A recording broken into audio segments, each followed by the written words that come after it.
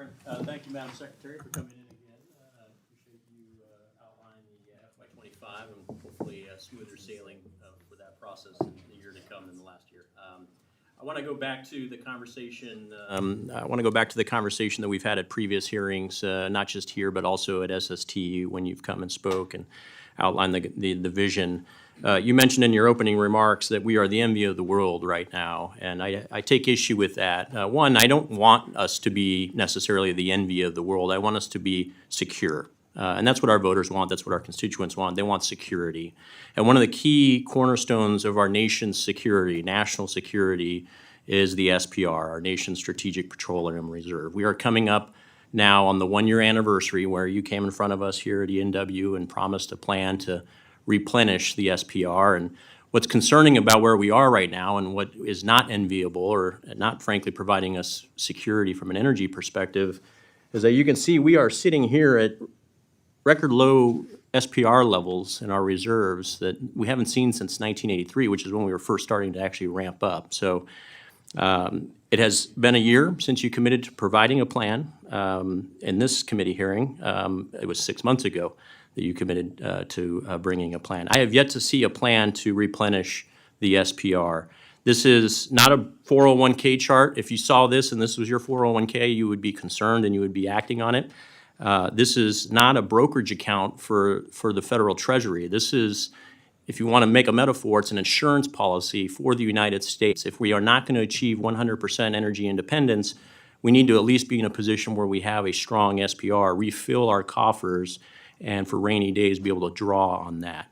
You have sold off millions of barrels, 150 million barrels at higher price points. In your last testimony, you said you were waiting for the price to come down below $72, and there's been about 4 months where the price of oil has been below $72 since you made that testimony, and we have not been tapping back into that market to replenish the reserve. So I'm not going to ask you what the plan is here because I don't think you're going to be articulated here, but I think you need to deliver to Congress a plan to replenish the SPR. We are dangerously close to not being not only energy independent, but not having a backup plan or a safety net when it comes to some global crisis around oil.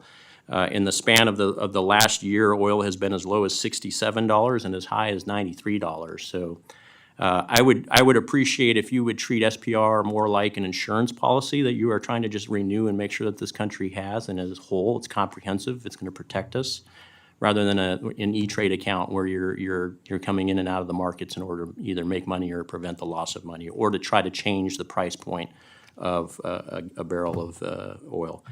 I'll leave it at that, but I would like to get you on the record to commit to coming back in front of us with the plan to buy back and refill the SPR. We do have a plan, and the plan is that we were going to cancel the congressionally mandated sales, $140 million worth, 140 million barrels worth, that we were going to begin to repurchase, and we have. We've now repurchased about 30 million barrels back, and that we were going to accelerate exchanges.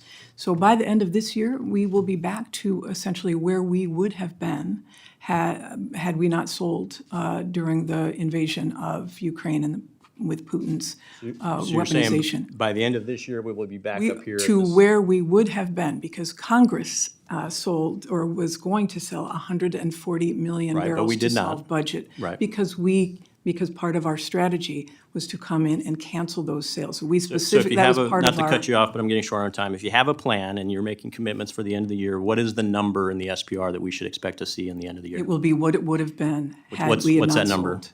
Which, so we're at 300 and about 350 million barrels right now, 358, something like that.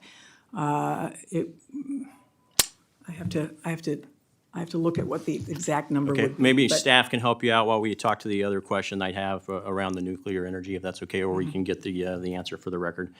We in FY24 made great strides in terms of the recycling of nuclear waste. We have seen the waste side of nuclear programs be the long pole in the tent in terms of viability, in terms of appetite, in terms of popularity with the American people. And we have put provisions in for interim storage of waste to help mitigate some of those concerns around the waste factors. What is preventing us from going quicker in terms of, rather than doing interim recycling, actually doing more permanent recycling? I'm seeing technologies out there where we actually can take some of the nuclear waste and recycle it with great efficiencies and great recycling percentages in a permanent fashion. And can also the permanent recycling of the fuel be included in the HALEU buildup conversations as well? Is this something that we can maybe get, 1 + 1 = 3 in those conversations? But if we are truly seeking the cleanest source of energy, which is nuclear power, small modular reactors, we have to be able to deal with and mitigate the waste side of this equation. And I feel like that technology is there. I just feel like the acquisition side and the government support for that technology is what's lagging. How do we get better in FY '25? Yeah, you may be aware, we've, at our INL National Lab, our Idaho National Lab, they have a project where they're working on looking at the recycling and doing the research associated to make sure that we do it in a way that is responsible and clean and affordable. So we're very interested in this solution and hope to see some progress, some great progress. There's some private sector companies who are working there in a public-private partnership at INL to do that. So eager to do that. I'm not sure about using the HALEU money for that, because we have a desperate need to get that going too for the advanced reactors and the SMRs. But nonetheless, there is not an opposition to it. We're eager to see this happen. Okay, thank you. I'll time you that. I want to thank Mr. Garcia and